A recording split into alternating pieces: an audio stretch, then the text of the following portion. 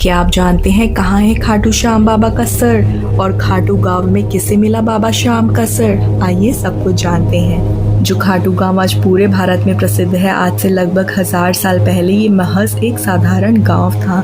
यहाँ के लोग खेती बाड़ी करते, अपने मवेशी चराते और जिंदगी की सामान्य दिनचर्या में व्यस्त रहते थे। किसी को पता नहीं था कि उनकी धरती के नीचे एक ऐसा रहस्य छिपा है जो पूरी दुनिया की आस्था को हिलाकर रख देगा।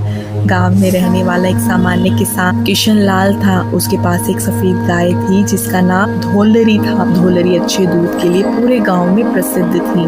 किशन लाल हर सुबह उसे चराने के लिए गांव के बाहरी हिस्से में ले जाता था, लेकिन कुछ दिनों से एक अजीब बात हो रही थी।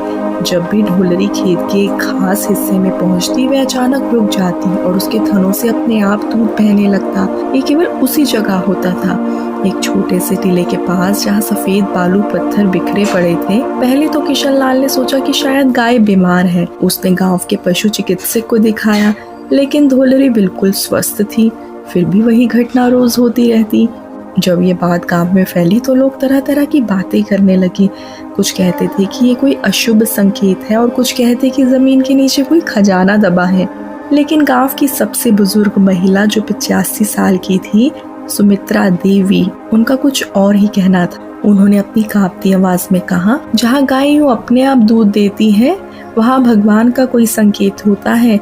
हमारे पुरखों ने कहा है कि जब धरती माँ कुछ बताना चाहती है तो वह अपने निर्दोष प्राणियों के माध्यम से संदेश भेजती है। गांव के मुखिया राम सिंह चौहान ने सभी ग्रामीणों की एक सभा बुलाई।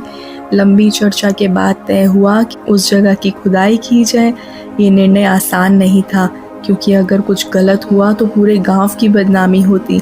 लेकिन दादी माँ सुमित्रा देवी के आग्रह पर और ढोलरी के लगातार चमत्कार को देखते हुए गांव के युवाओं ने खुदाई शुरू कर दी।